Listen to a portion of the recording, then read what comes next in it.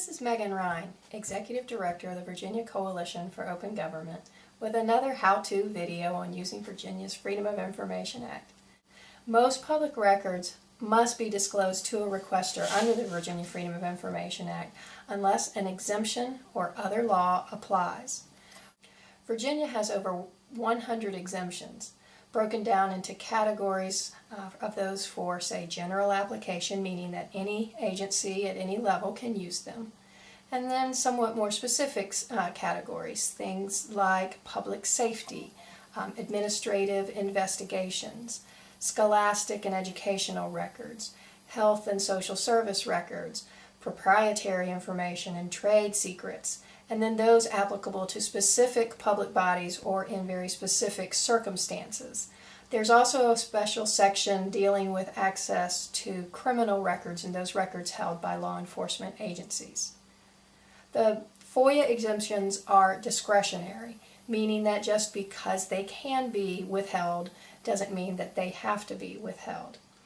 The public policy behind FOIA says that the FOIA as a whole is to be interpreted broadly, and the exemptions are to be interpreted narrowly, all in favor of public access to the records and information.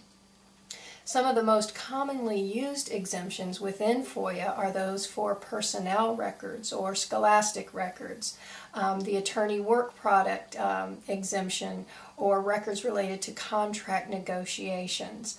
There's also one called the working papers exemption, and that allows the head of particular agencies or departments, such as the mayor, the county, the chair of the county board of supervisors, or say the city manager or the county administrator, those kinds of positions. It allows them to withhold their correspondence and their working papers, meaning those papers that were prepared by or for them for their own personal deliberative use.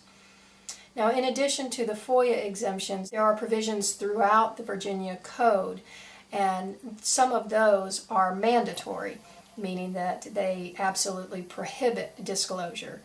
So FOIA's exemptions are amended by the General Assembly every year, and part of VCOG's budget goes towards lobbying the Assembly every year just to make sure that any amendments are done carefully and with that public policy of interpretation in favor of access whenever possible. To learn more about FOIA's exemptions or about the rest of the Freedom of Information Act, check out the rest of VCOG's how-to videos. This has been Megan Ryan with the Virginia Coalition for Open Government. Thank you.